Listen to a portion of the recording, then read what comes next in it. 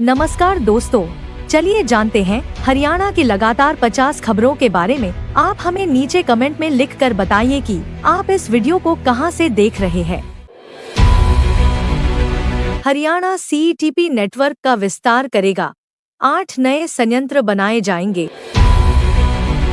CM Saini Japan दौरे पर, निवेश और औद्योगिक सहयोग बढ़ाने की तैयारियां।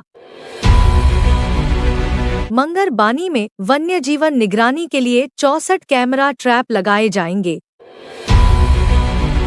एचसी ने 70% दिव्यांगता नीति पर हरियाणा सरकार से स्पष्टीकरण मांगा। एनआईए ने भाजपा नेता कालिया के घर ग्रेनेड हमले में 4 पर्च दायर की। कोर्ट ने कहा सेना नौकरी के तनाव से कैंसर हो सकता है।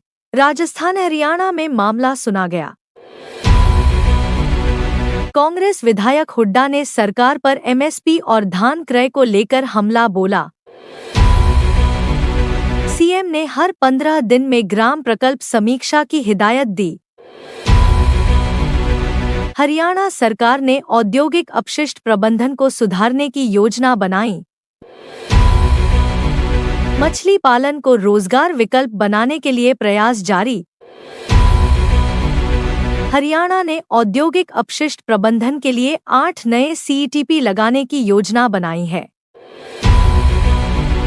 हाई कोर्ट ने हरियाणा की नई स्टोन क्रशर 100 मीटर दूरी नियम को रोक दिया है। राज्य सरकार ने विकास कार्यों की समीक्षा हर 15 दिन में करने का आदेश दिया है।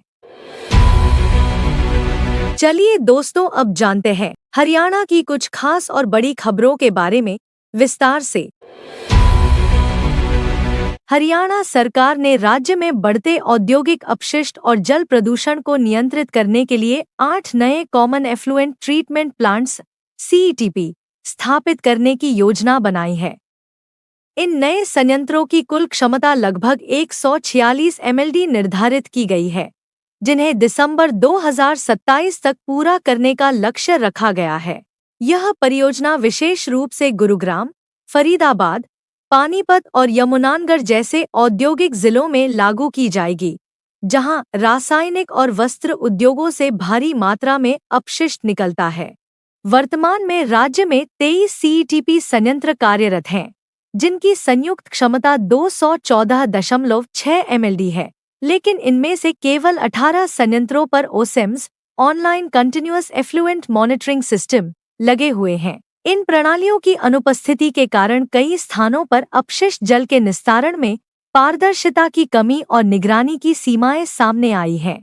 इससे नदियों और भूजल स्तर पर प्रदूषण का असर भी देखा गया है। सरकार का दावा है कि नए सीईटीपी के साथ साथ पुराने संयंत्रों का आधुनिकीकरण भी किया जाएगा, ताकि जल पुनः उपयोग रिसाइक्लिंग की प्रक्रिया को बढ़ावा मिल सके। विशेषज्ञों का मानना है कि यह पहल हरियाणा के पर्यावरणीय संतुलन के लिए एक महत्वपूर्ण कदम है।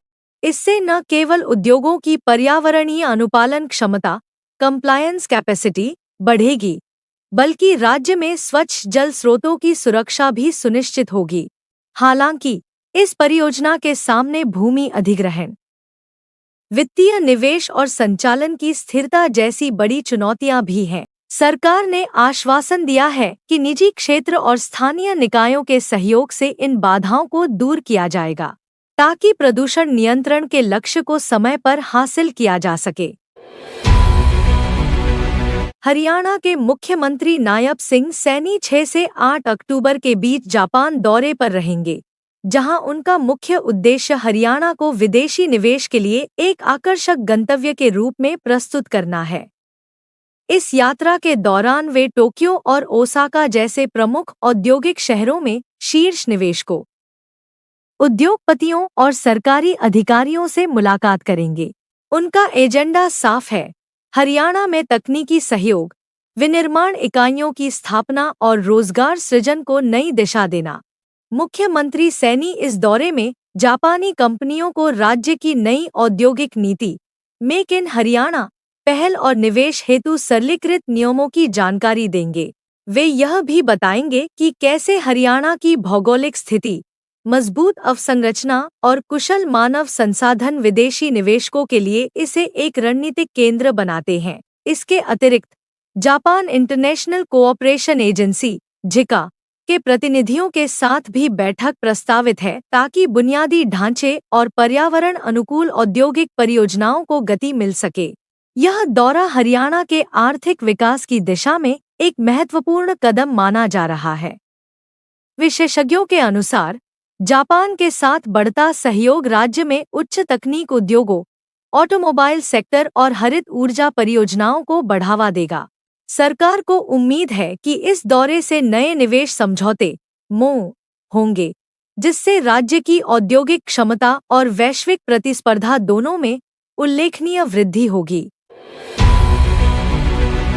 मध्य प्रदेश हरियाणा से जुड़ी 50 खबरों को हर रोज सुनने के लिए आप हमारे चैनल को सब्सक्राइब करें और वीडियो को लाइक करना बिल्कुल भी ना भूलें। आप देख रहे थे आपका अपना YouTube चैनल वन माई न्यूज।